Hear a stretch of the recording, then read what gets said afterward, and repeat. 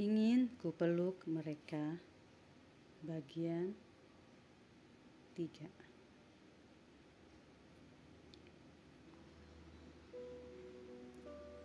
Di luar masih gerimis, gigil ketika angin yang masuk melalui kisi-kisi jendela dan pintu menyapa kulit.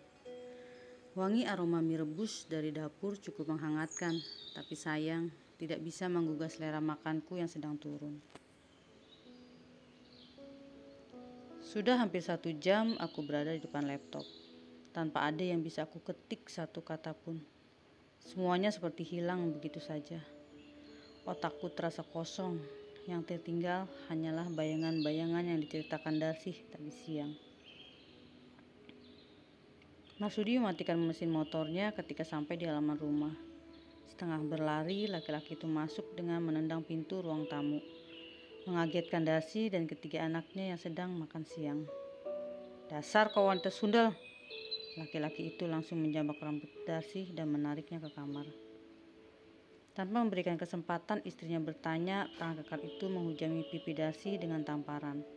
Suara tangis ketiga anaknya yang berada di ruang tengah pecah bersamaan dengan air mata yang merembes dari pelupuk mata wanita itu.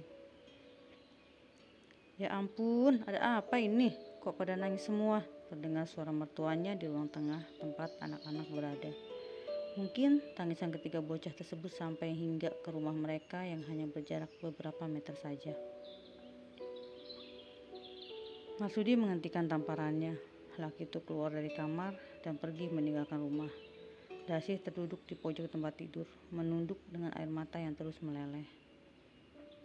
"Ini ada apa toh? Ribut kok depan anak-anak sampai mereka ketakutan begitu?" Ibu mertuanya marah. Darsi tetap diam, bingung harus menjawab apa. Tidak tahu apa yang sebenarnya terjadi.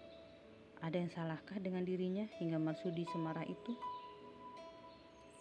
Marsudi tidak pulang ke rumah, entah di mana laki-laki itu berada. Darsi coba menelpon ke pabrik dengan meminjam telepon milik kecamatan. "Bapak sedang sibuk." Itu jawaban yang dia dapatkan dari staf yang mengangkat telepon. Hingga hari keempat setelah keributan tanpa sebab itu, Marsudi pulang dengan keadaan kusut. Dia terlihat sangat letih. Darsi membiarkan laki itu tidur dengan masih memakai seragam lengkap dengan sepatu. Ketika dilihatnya, laki-laki itu sudah terlelap dengan sabar dia membuka sepatu suaminya. Hidungnya sengaja didekatkan pada bibir Marsud. Laki itu mabuk. Dulu dia sudah berjanji untuk meninggalkan minuman keras. Pasti ada sesuatu yang mengacaukan pikirannya. Malamnya, Marsudi lebih memilih tidur di luar ketimbang di kamar. 4 hari mereka berpisah, tak rindukah dia dengan Darsi? Biasanya laki itu selalu bilang, berpisah 1 hari seperti setahun baginya. Rumah yang biasanya ceria itu menjadi beku, seperti ada salju yang menutupinya. Marsudi lebih sering berada di pabrik ketimbang di rumah. Meleleh air mata Darsi setiap anak-anaknya bertanya, "Kemana Bapak?" Atau ketika si kecil Agus merengek ingin bertemu dengan Bapak. Itu semua menyakitkan.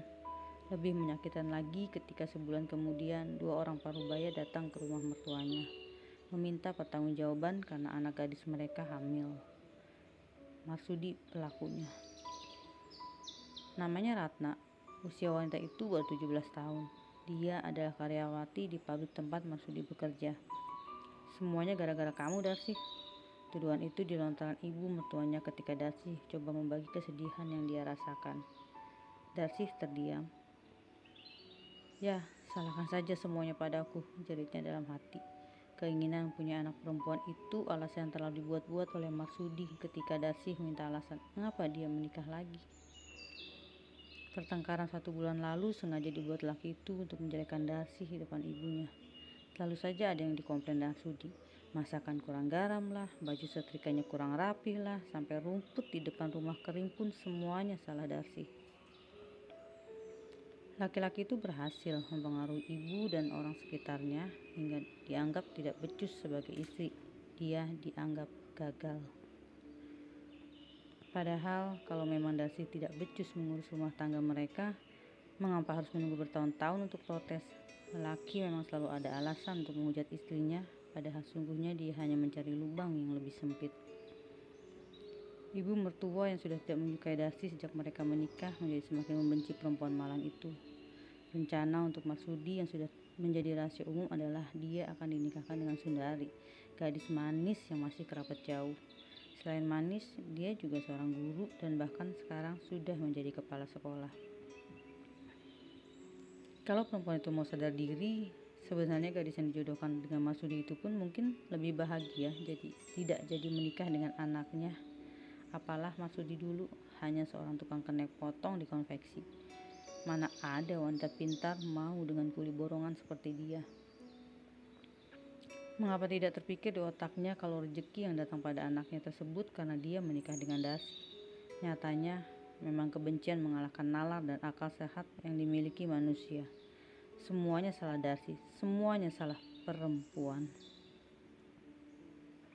Marsudi dan Ratna sudah menikah. Mereka tinggal di rumah orang tua Ratna yang letaknya tidak jauh dari pabrik. Darsi tidak bercerai dengan Marsudi, semua demi ketiga anaknya. Dia sudah merasakan hidup tanpa orang tua. Janganlah sampai mereka bertiga bernasib sama dengan dirinya. Ratna hamil, jadi agak sedikit manja. Mungkin aku akan lebih sering di sana daripada di sini. Marsudi meminta izin pada Darsi. Kalau kamu kan udah sering hamil, jadi sudah biasa. Kalau Ratna kan baru pertama kali. Marsudi memberikan alasan ketika Darsi coba protes mengapa Ratna lebih banyak mendapat jatah ditemani ketimbang dirinya. Padahal kondisi mereka sama-sama mengandung. Usia kandungan keduanya hanya terpaut 2 minggu. Darsi mengalah, dia masih punya anak-anak yang bisa membuatnya tertawa. Cukuplah mereka bertiga pelipur lara untuk dirinya. Lama-kelamaan, ketidakadilan itu bukan hanya masalah jatah kehadiran Marsudi untuk dirinya, tetapi keuangan pun begitu. Gaji Marsudi sebagai kepala bagian pada saat itu terbilang cukup besar, Rp500.000. Tapi apa? Darsi hanya kebagian Rp100.000 saja, sedangkan sisanya untuk Ratna.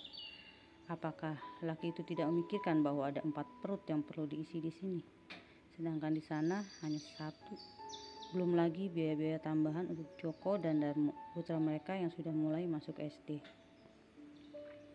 Beruntung bapak mertua dan kakak ipar Darsi baik padanya. Laki parubaya itu sering membawakannya sayuran sepulang dari berjualan di pasar.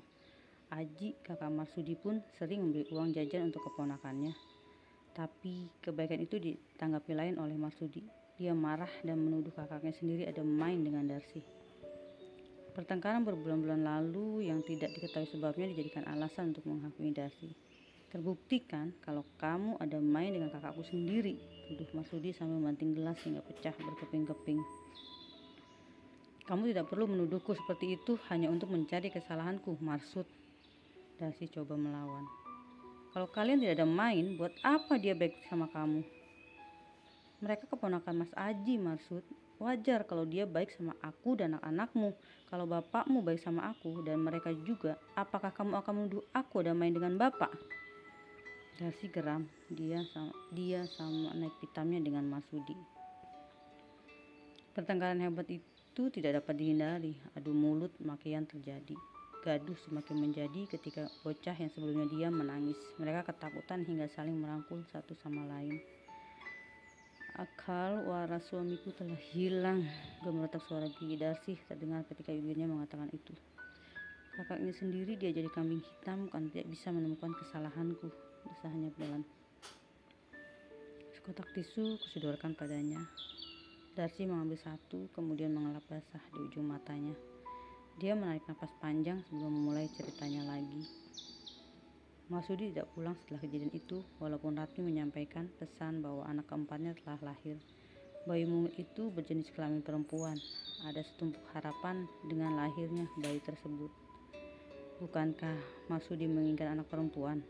Darsi berharap suaminya akan kembali mengingat mereka.